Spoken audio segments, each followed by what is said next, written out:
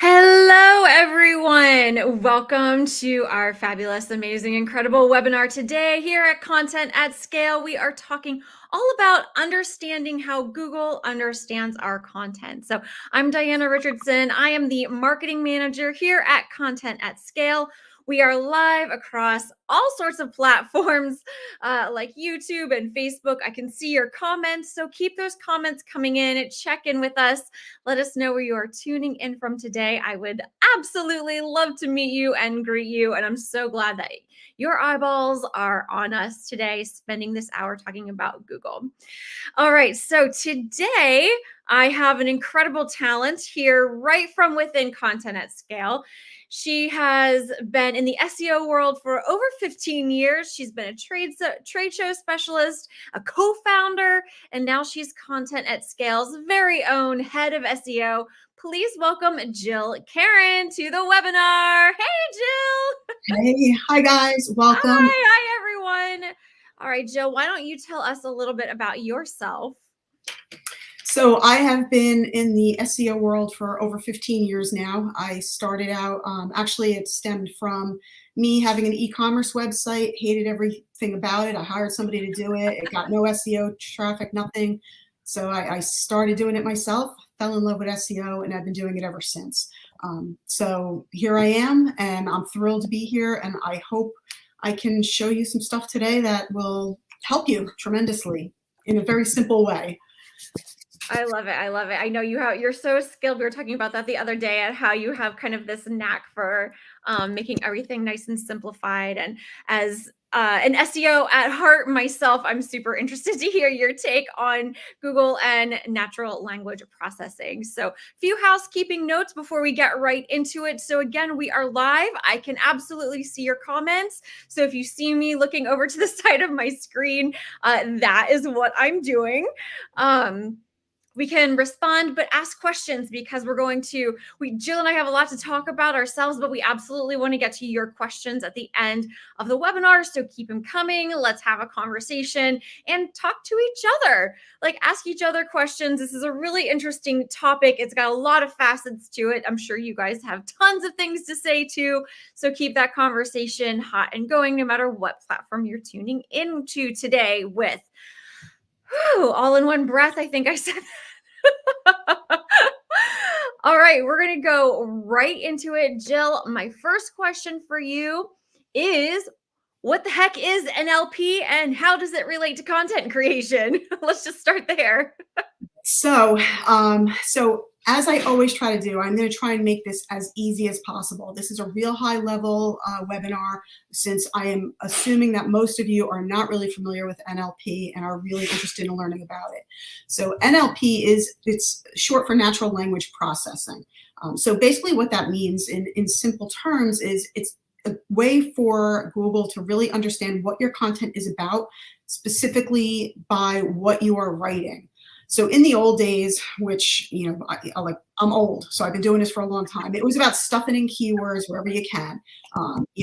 Why does my dog jump on me? You put that in the H tag, you put that in the title tag, you put it in the H2 tag, you put it in the content 15 times because that's what you were told to do.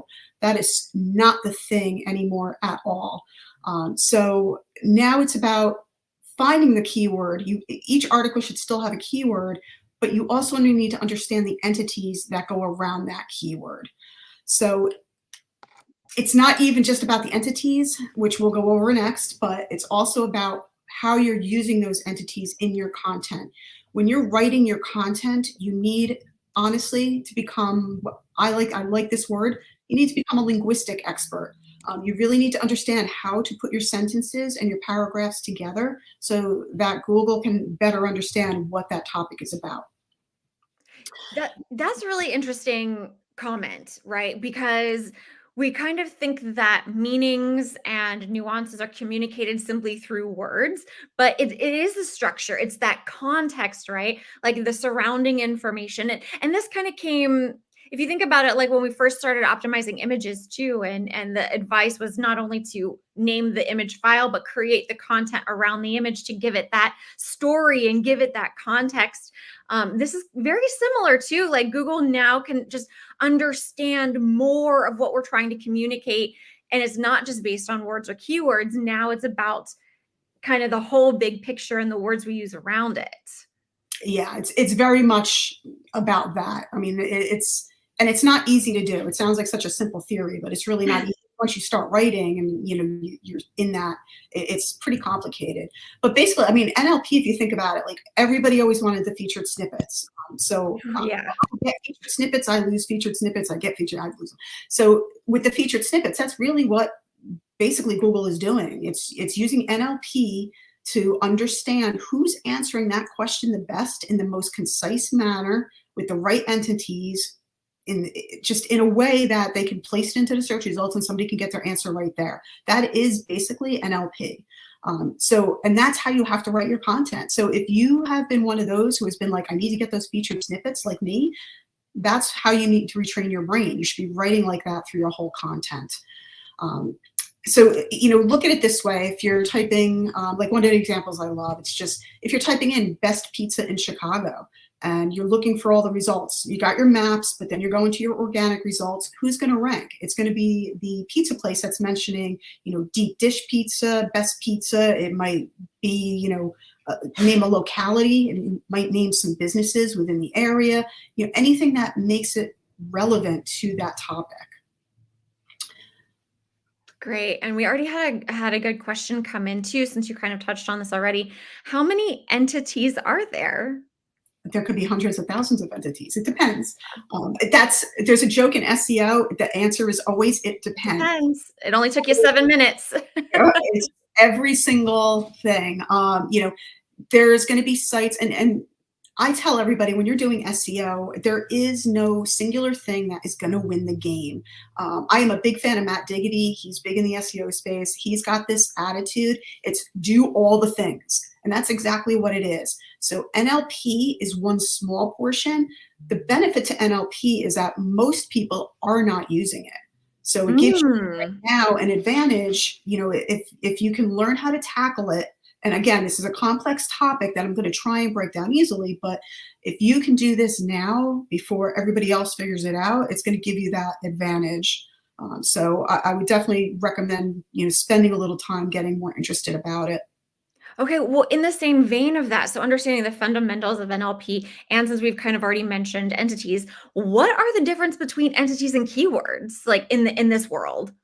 So keywords, I'm a big animal person, so most of my examples are about animals. Sorry, but if you do an article, how to adopt a dog, you might use the keyword how to adopt a dog, or adopting a dog, or dog adoption. Those might be your keywords. That's great. Go for it. Put it in whatever tool you're using. Do your thing. But the things that Google might want to make sure you're talking about when you're using that keyword are things like trying to think now. I'm like, but they might expect you to talk about animal shelters or no kill shelters, or they might they might specifically want you to talk about before adopting a dog, or the process after adopting a dog. So all of these extra things might be entities. So one of the things I used to do before I started using content at scale is I would kind of go through and use Wikipedia. You can go to Wikipedia, type in, Wikipedia does have a page specifically about, I think, pet adoption or dog adoption or something. If you go on that page, look at it, see what kind of entities they have, see what links they have in that page. Those are all entities related to your content. So that's a great little thing, great little trick. Very interesting. Kind of like a little pro tip there about how to break down entities into your content. Actually, Wikipedia as a surprise source. There's a couple types of entities. Some entities are just standard entities, things Google would expect you to have in your content. And then there's entities that are specific to Google and are in Google's knowledge graph. So if something is important enough or big enough, there'll be a Wikipedia page. That Wikipedia page essentially is an entity. So don't want to go too deep, but that's kind of how it all fits together. So Google has what's called known entities and then the basic entities. So I love that. Yeah, go ahead. Sorry. I'm just wondering if you can see my screen. I can see it behind the scenes. I just haven't put it in the stage yet. Do you want me to go ahead and share it? Well, the next part. So what I'm going to do, guys, with the next part, we're going to talk We're going to go a little deeper, and I'm going to show you examples of what Content at Scale offers. And I'm going to show you some of the different things you can do to try and understand what these entities are and how to fit it into your content strategy. And I think that plays in. It's the next section that we're going to want to dive into the screen share. Okay. So you just tell me when you want to add it to this, added to the webinar, and I gotcha. Well, Um, go ahead and do question 3.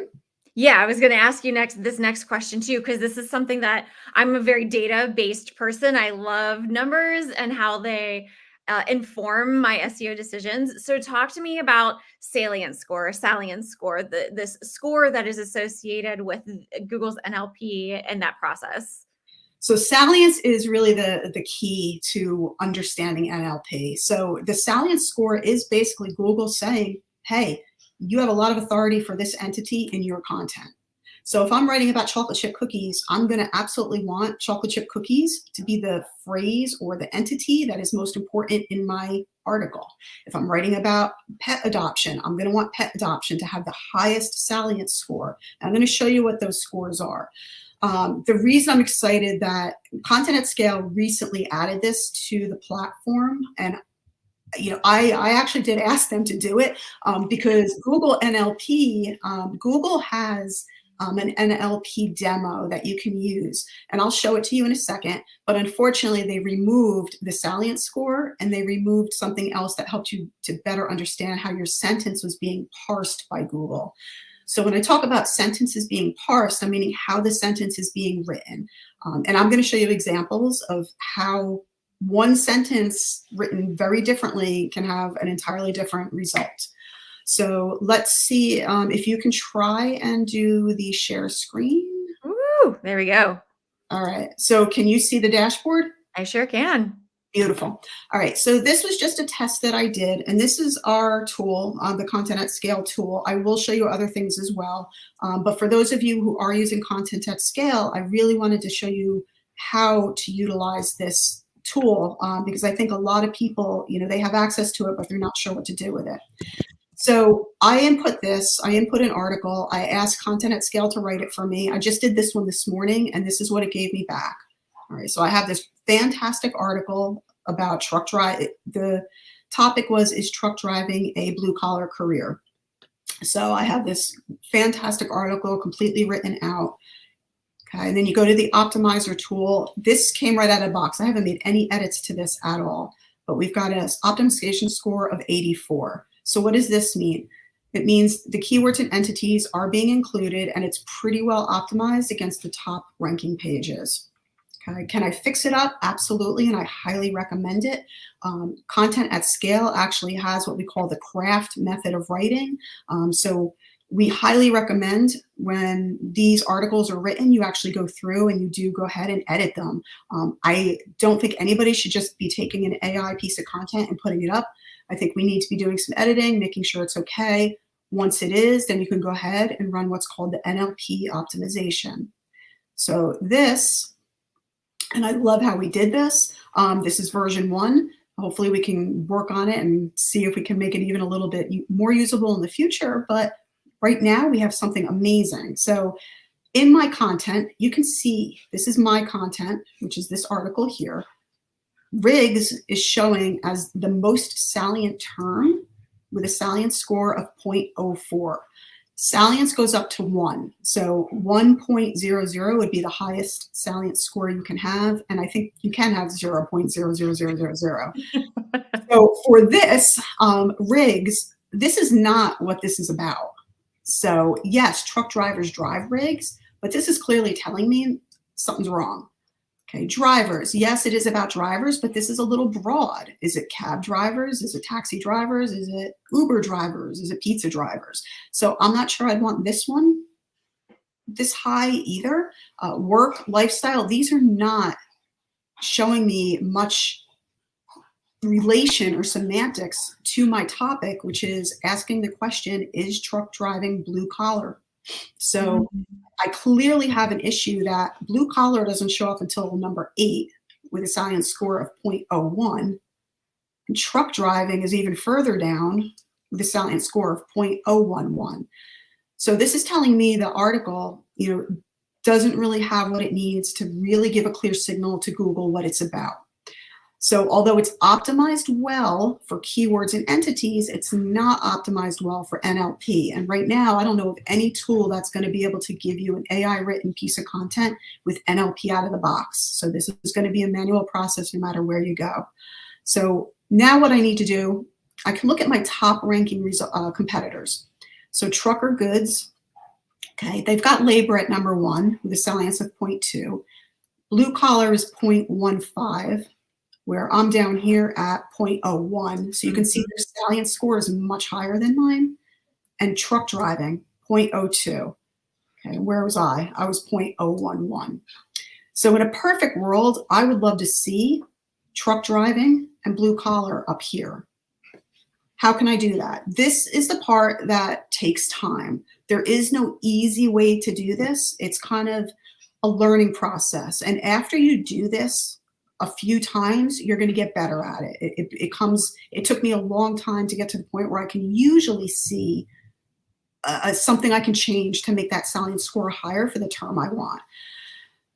How do you do that? Typically, it's about rewriting your content to just make sure it's clear.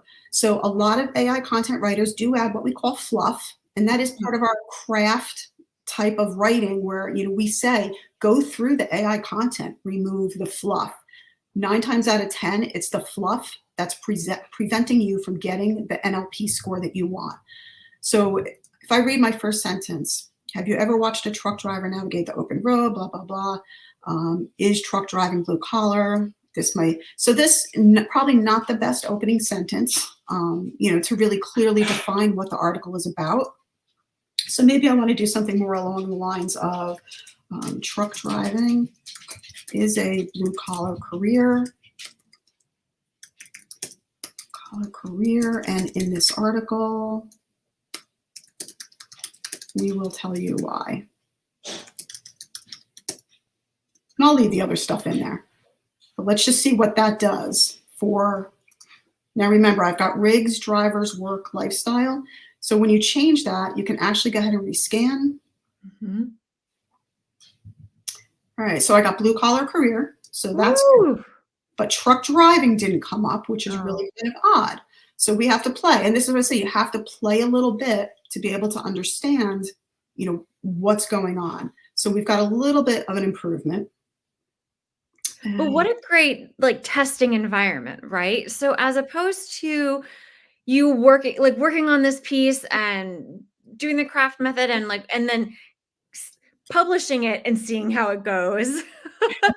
Like we've got this to as the like I said, like the testing environment and a way to like clue us in as to how it's going to do without before we're even publishing it. So it's really a great like experimental space, don't you think? Very much so. And you know what? I actually enjoy this process because it does make you a better writer. When Yes. you go through the process of learning NLP, what it's going to do, it's going to help you write in a way that your readers will love and Google will love. So I always focus on readers first to make sure that I am entertaining them or giving them what they need, and then going back and adjusting to make Google happy. Where I think, unfortunately, too many people are actually writing for Google first, leaving people with a really bad user experience. Yeah. So there's got to be that difference in between. Yeah. So I'm just going to rewrite this one more time. So I'm going to try it a little different this time. Truck driving is a career that has drivers on the road for long hours, delivering products every day.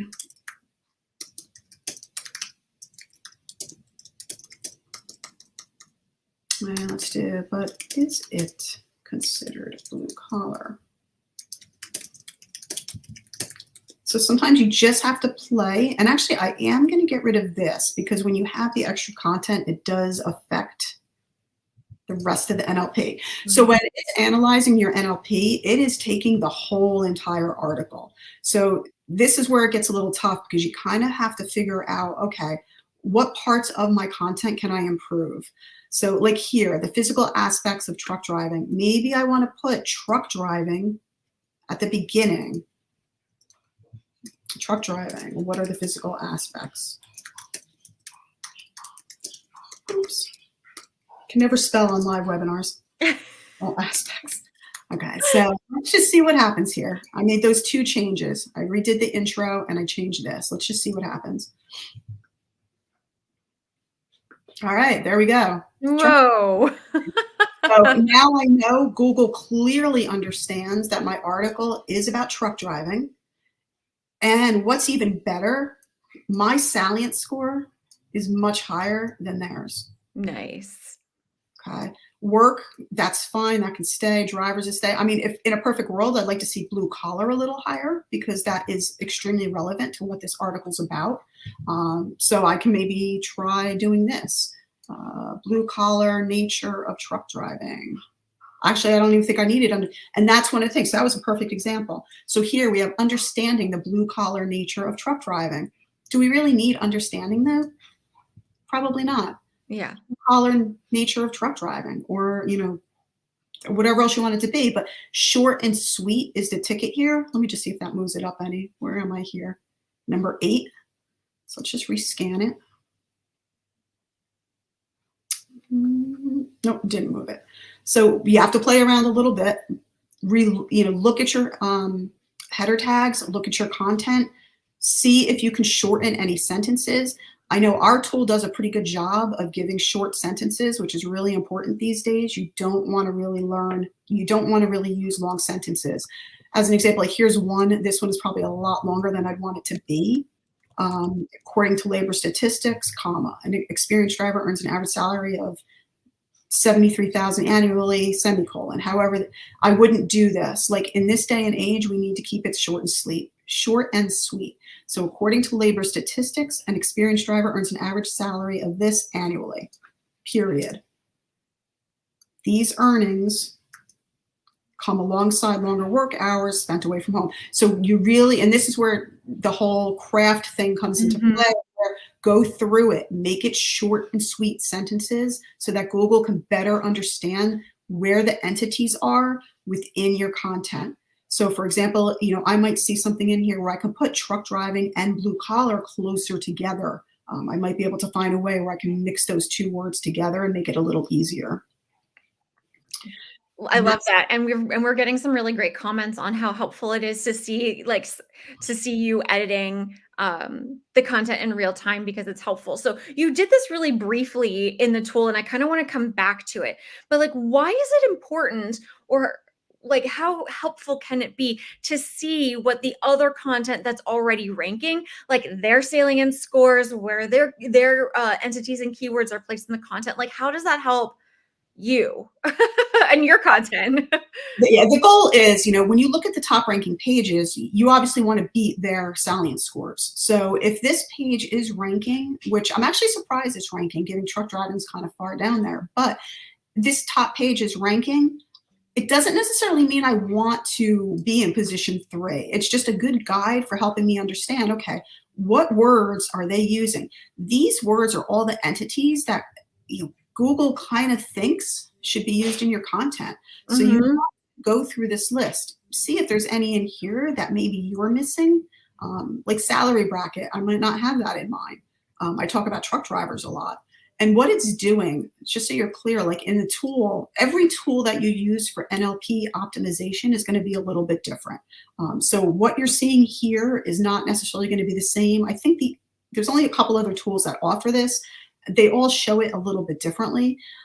But this is showing every single time, the word is used in the content. So truck drivers might be in this article, 15 times. It's just showing me the salience of each of those unique variations of it. So 0.0041, it might be further down the page somewhere or something, but it's just showing you every single word. By looking at what your competitors are doing, you can see if you have all the highest important entities. I'm not saying you have to go through this whole list. That would be insane. But check out the top ones. If they're using labor, we might want to have labor in here because clearly Google must think it's important. Blue collar, I said, is going to be important. Truck driving, truck, which we don't have higher, so we might want to just work on that. Again, this is the hard part because it's a manual process and it takes time to understand and be able to hone in on exactly where those changes can happen. I usually start with the headers. I'll go through all my headers first, see if I can improve those, run a rescan, and if the headers don't make enough of a difference, then I'll start working through the content, shortening sentences, trying to get entities closer together. So like I said, I might try to do, work as a truck driving work is Mhm. critical for our infrastructure, period. That way Google's seeing that truck driving and work are playing together, that they're important entities that go together. Yeah, So go go ahead, ahead. sorry. I was just going to say, in here we have a whole bunch of different ones. I actually do rank number 2 for this article. I'm really angry about because this is my website, so pretty mad about that. So I'll have to take a look at that. But let me see. So my own site, I have trucking, truck drivers, truckers. So these to me make more sense than the other one. But you can see, I don't even think I did NLP work on this one. It's just after a while, you'll get to learn how to write with NLP in mind. Yeah, which we all had to start somewhere, right? When we started in our content and SEO writing careers anyway, because it wasn't necessary. You're not like born with that skill. So this is just another way to level up what you've already like put as the foundation of your career, and another way to really get Google to understand what's happening in this collection of words. Correct. So I like your point too. You kind of mentioned it a little bit, like it also highlights maybe areas that you didn't touch on, like pay scale or something like it. So the competitors' content might have mentioned some aspects, some like entire kind of aspect of your topic that you didn't include in your piece that could be super interesting, that you could write a few sentences about and enrich the article in another level, like enrich the article even more with that information. So lots of cool opportunities, I think, that we can learn from just the scan of the other content that's ranking. Absolutely. And just so you can see the effect, I want to show you. I think this is pretty interesting. I just got to find the stats. So even with content at scale, we actually found out we were losing a ton of traffic on our main page, which is our AI detector page. It was plummeting and nobody could figure out why. So we finally took a deep dive. I think we dropped from position like 5 to 9 from May to June, which resulted in a loss of about 32,000 clicks. So we did some on-page optimization work, tested different things. Nothing seemed to work until we actually did optimize it with Google NLP. Yeah. Once we optimized it with Google NLP, not only did we get all of our traffic back that we lost, but we actually increased it to about 150,000 additional visits a month. So, and that was just with Google NLP. So it works. It's hard. It did not happen easily. We will probably optimize an NLP every 3 days, but we closely monitored what we changed and kept track of everything. But this absolutely works, but you have to have the patience to get through the process. Well, and that was such a significant case study for us that we're actually being published. Like somebody else like contacted us about this case study of our own. So we're actually going to have that whole case study be published in another publication about our own use of NLP and how it successfully increased our rankings and our traffic and helped us recover. So we keep mentioning Google here in the conversation, but is NLP a concept or a benefit for ranking in other search engines? Yeah, I'm not sure, honestly, which other search engines use NLP. I'm pretty sure that Bing and Yahoo do to some extent, but it doesn't matter because optimizing for NLP is only going to improve everything across the board. Mhm. Because what it's doing, it's not just about stuffing keywords or stuffing entities. It's about helping your readers better understand your content, which in turn helps the bots better understand your content. So it's an across the board thing. So even if a specific search engine isn't using NLP yet, I can't see that none of them are, but NLP is just a useful thing across the board. Like I said, For me, it's made me a much better writer. I've always been very verbose with my writing, long-winded sentences, and Yeah. I've really gotten better with that. And not only has that part improved, but my content's actually gotten shorter, and I'm being Yeah. more successful. So it just really hones in on your writing skills, and I think that's critical right now. I love hearing about how it's affected your own writing process. Have coming from someone who's been doing it for so long, who has had a pretty significant career like in this path. It's nice to hear your own evolution and utilizing these new tactics for like the better part of your content. So all right, I'm going to ask you my last question, and then I want to get some questions from the audience. So you guys start thinking of what questions you want to ask Jill. I've already seen a couple pop in there, so we'll circle back to those. But I'm going to ask her one more, and then it's your turn. So my last question, and you have started to walk us through this a little bit, but how can all of us, really get into implementing NLP into our content production like process? Yeah, this is where the fun is. So everybody should be doing this at least for your most important pages on your site. If you have lead gen pages or sales pages, I definitely kind of go through this process. And like I said, it's not fun. It's not a fun process, and it's not an easy process. And there's no tools that are automatically going to say your page is NLP optimized. So I know there's a ton of tools out there promising the world. But you still have to manually go through everything. Okay, I can't stress that enough. The tools can help improve speed. I am a fan. Funny story about Content at Scale. I was actually an affiliate for them and used them for several months when they first launched. Absolutely loved it out of the box. And then I had a full-time job, so I wasn't thinking anything of it. And out of the blue, I reached out to them this year about a problem they were having, offered to help them, and now here I am. So, I've been a fan of Content at Scale for a while. I know there's a ton of tools out there that kind of say they're doing all the things, but I do think Content at Scale is probably one of the best from their SEO optimization. And now the NLP tool just blows it out of the water. Yeah. So to implement it, if you're not a Content at Scale client, that's fine. There's tools that you can use. So the bad news is Google Natural Language Demo, which is always what I used for NLP. So the feature in Content at Scale only came out, I don't even think it's a month old yet, right? Yeah, it launched, I wanna say the week I started, so like a month. Yeah. I mean, we're brand new to it. But before that, I was always using the Natural Language API demo, which is right here. This is what I lived and died by. Unfortunately, here, there used to be a salience score. They took it away. So we don't know what the salience of these words are anymore, which is really disappointing since that's such a key part of all of this. So you can still use this tool, but it's not going to give you the salience score, which for me was kind of the game-changing thing.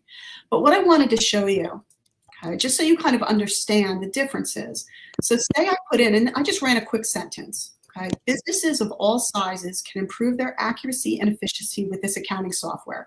So say you're a business and you're selling accounting software and you want that to be the most important term on the page. Okay. This might be a line, and I know I've seen this line on plenty of software company pages, selling what their improvements can be, before they're talking about the product. So what does that do? It's showing the accounting software efficiency, sizes, accuracy, and business as the entities, which is great. Okay, this is all good. This is what we want to talk about. But look at if we just change that sentence. This accounting software can help businesses of all sizes improve their efficiency and accuracy. All of a sudden, accounting software seems to be a little more important here. Okay, so it went from here being the second most important word to being the most important word. Okay, and that's basically what NLP is. How can you rewrite your content so you're putting the most important things first?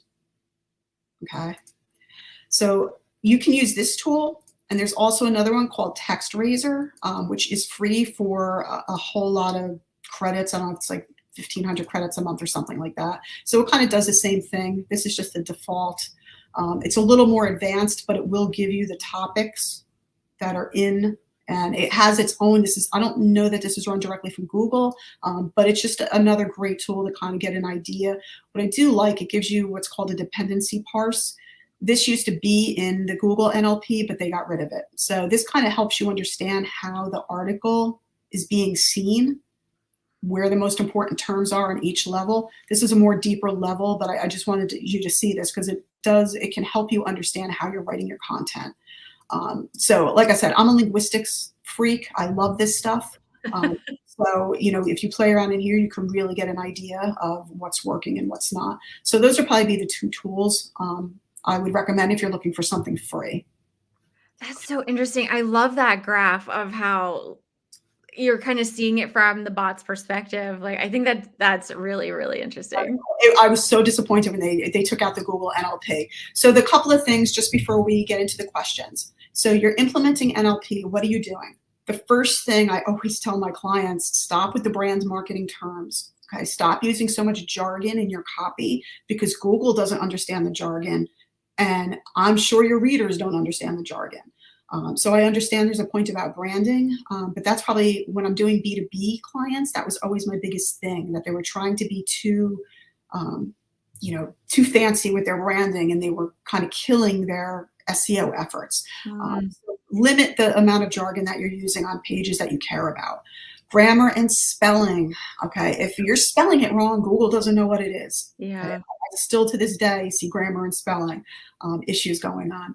Short, simple sentences with one idea per sentence. So, don't be writing, my trip to Venice, Italy included trips to these great restaurants and a joyride on a moped. To keep it simple. Okay, just my trip to Venice, Italy was awesome. I took a moped ride to here. I ate at this restaurant. Keep it short. That should be 3 different sentences, not one. Make sure you're answering the questions right away with a clear and concise answer. If one of your H2s is, how far is Venice, Italy from wine country, right. Venice is 1,237 miles from wine country. And then if you want to add more after that. Give them what they want first. Try and make your entities, if you're using a tool and you're finding the entities, okay, put those entities as close together as possible. So, my dog, who is an Irish setter, blah, blah, blah, blah, blah, blah, blah, blah, blah, loves to swim in the Pacific Ocean. Okay. If you're trying to rank about something about dogs in the Pacific Ocean, you want dogs in the Pacific Ocean to be closer together. Okay. Keep your content and the entities that you want to rank for as close together as possible. Nice. So that sums up everything. Okay. I know there was a lot. I think we could stop. I can stop sharing. Okay. There you go. All right. That was a lot to get through. All right. And we're going to keep going because we got questions from the audience. We're going to start with Paul's question. He asked this a little earlier in the webinar, and I definitely want to cover it. He said, within content at scale, how important is it to reduce or remove some of the keywords that have a larger number than what's recommended in the keywords and entities? So he's referring to, in content at scale, it'll say, how often this word should appear in the content and how often it's appearing in your piece of content. And you get like a nice little like red hue around the keyword if you mentioned it too many times. So he wants to know, like, how important is it to reduce that? It's not. And my answer to that is going to be read the content. Okay. Make sure you're reading the content. Does it make sense to have all of those in there? So the keyword recommendations are just that. They're recommendations. You don't have to live and die by them. I would be more apt to worry about making sure you're covering all the entities from that article. Look at that NLP and make sure that you have all the entities covered that your top 5 competitors that we show you have in their content as well. So I am not as honed in on how many times I'm using a keyword. Actually, I don't even look at that anymore. I read through my content and make sure it makes sense. So like my truck driving one had a lot of terms for truck driver. Truck driver was used in there a lot, and that was expected. So it's okay. All right.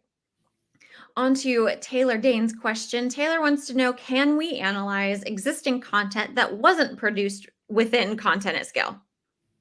I don't think we can right now. Yeah, I'm not sure about that functionality. That's why I gave you the Google Cloud and Text Razor. You know what? I'll put those links in the chat for the Google Cloud and Text Razor. I am trying to see, and I can't make any promises, but I did ask if we can create something that replicated what the Google Natural Cloud did. I don't know, that we will, but I'm hoping we can, and that we can make it like a public thing. Keeping my fingers crossed. Okay, and then our next question is, does NLP assist with UX factors?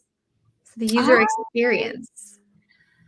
That's a tricky question. Not in a technical sense, but in a content sense, because you're making the content easier to use for your readers. Very good. All right, keep the questions coming if you have any more. That was the last one. We had a nice comment here from My Pure Plants. This is a vegan recipe brand, and they would love to see an example with some recipes. And we can definitely show you offline, like how to do that and how to create recipes, because this is long form content, and there's always like these fabulous stories you can create and background you can provide around the food and the techniques that happen in a recipe. So we'll show you offline on that, since it's not super relevant to NLP, but it's something cool to explore. So I would love for us to talk to you about that personally. Okay, we have another question too. Does linking the entity to a reputable source affect its importance in Google? What a great question.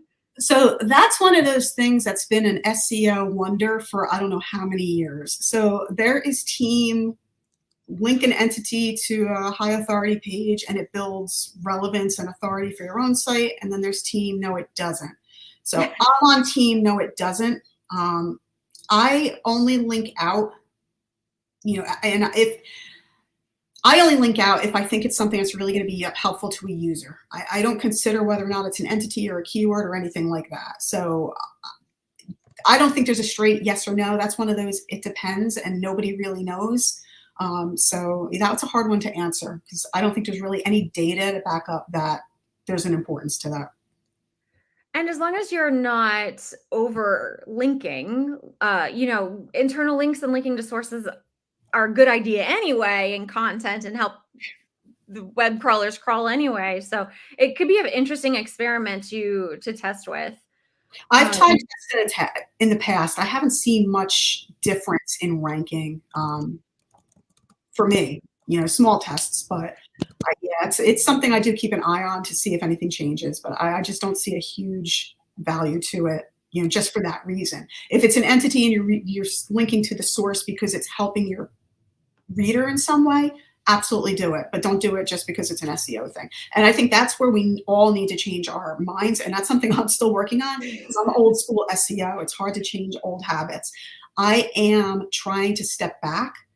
SEO is still going to be SEO. I don't see SEO dying. I know SEO has been dead since about 2010, as far as I remember. SEO is not dying, it's changing. And I think we all need to learn how to change it, change with it. So it means when you're thinking about your content and that you want to rank, don't think about what do I need to do to rank. Think about what do I need to do to make sure my readers have the best experience possible, while sending signals to Google that I understand my topic the best. And that's what NLP is about. It's helping Google understand that you know your stuff when it comes to its specific topic, because you're talking about all the things it's expecting you to talk about. You just segue beautifully into the next question, because you're talking about eat right now. So you're talking about those things, right? So our next question is from Parent Portfolio, and they want to know, should NLP be applied to About Us pages to send those authority signals to Google about eat? So you're psychic. Well, interesting that you say that, because I just said to our own team here at Content at Scale yesterday, I just put a message up saying, hey, we should really kind of focus on kind of NLPing our own bios, just to get a better signal to Google about what we are related to. So yes, and actually, let me show you if I can find it real quick. I know we have a couple minutes, so Yeah, we're this, good on time. And yes, this will wrap up our questions too. So take your time if there's one more example you want to show us. yeah, I want to show the thing from. Remember yesterday I posted and I showed Justin's profile and Yeah. what a difference it made. I can't remember the name of the tool. Um, Bear with me, guys. Sorry about this, but this will be helpful to you. I promise. SEO. So there was a tool I actually just found, which I thought, okay, so I'm going to put it in the chat. And can you go back to share screen for a minute? It's no longer up. I think you have to redo Oh, it. okay, Yeah. perfect. Okay. And then once you have that, I'll see it behind here and then I can add it. Okay. So what this is, share screen, StreamYard. Okay. All right. So can you see? Yep, there you go. So this was something I talked to my team about yesterday. Okay, and what Diffbot is really good for is helping you understand how clear you are about a piece of content. So I like it for the bio. Sorry, I'm trying to scroll and find the bio I wanted. So I took an example. So here's our boss. This is the owner of the company. Okay, the brilliant guy behind it is Justin. Okay, this is his bio on our website right now. Okay, so submit. Okay, this doesn't really tell me a lot. It tells me Justin is skilled at SEO marketing. It tells me he's an entrepreneur, innovation, marketer. Okay. It doesn't connect me with anything about where he's worked or what he's done. This box will just give you some ideas, about the things that are most relevant or most important. So what I did, just something simple like this, Justin, founder of Content at Scale. He's been an internet marketer since 2008. He jumped in now. He's built the Dream AI writing and let's do AI writing tool with SEO optimization. He wished he had 15 years ago. Now watch what happens. Okay, we've got these 4 little boxes. There's nothing good going on here. And just that one little change. Okay, it tells me now he is part of Content at Scale. He's the founder of Content at Scale, SEO marketing entrepreneur. Actually looked better yesterday. For some reason yesterday it gave me his Wikipedia, which is interesting that it's not showing it. Entities. But even from here we can see entities. Okay, so this is another tool you can kind of use to play around with. But the entities here show Content at Scale, which is an organization. Salience score is 0.89, which is pretty darn high, although it should really be at 1. Actually, you know what? Watch this. This might work.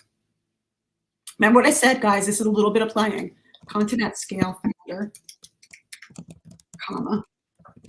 Let's see if this does it. Bingo. There, now it's really connecting with the Content at Scale entity, because we are an entity, we are a business. I look at entities, Content at Scale. We are focused on artificial intelligence, search optimization. So it's got all the important things in there that we should be talking about. So this is just a small example, but yes, definitely work on your about page.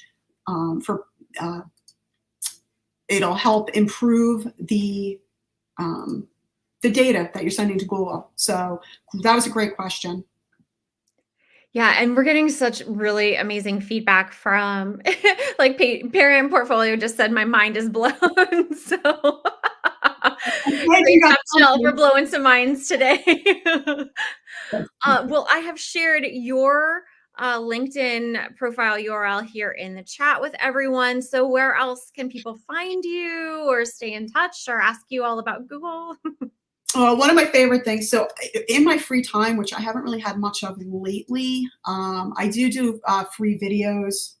I don't get anything out of this other than the good of giving back in the world.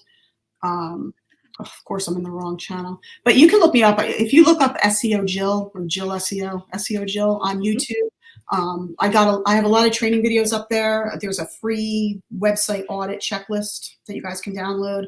And of course, at Content at Scale, we'll be putting out hopefully a lot more content like this as well. If you guys have ideas for content webinars that you want to see that are SEO or anything related, hit us up and we'll see what we can do so we can help the whole community. Yeah, I love that.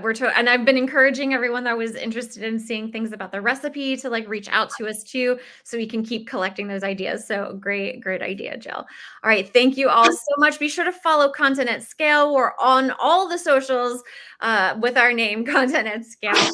And we'll be hosting another webinar next month. We actually have a pretty cool one with like 2 special guests and our own Julia McCoy.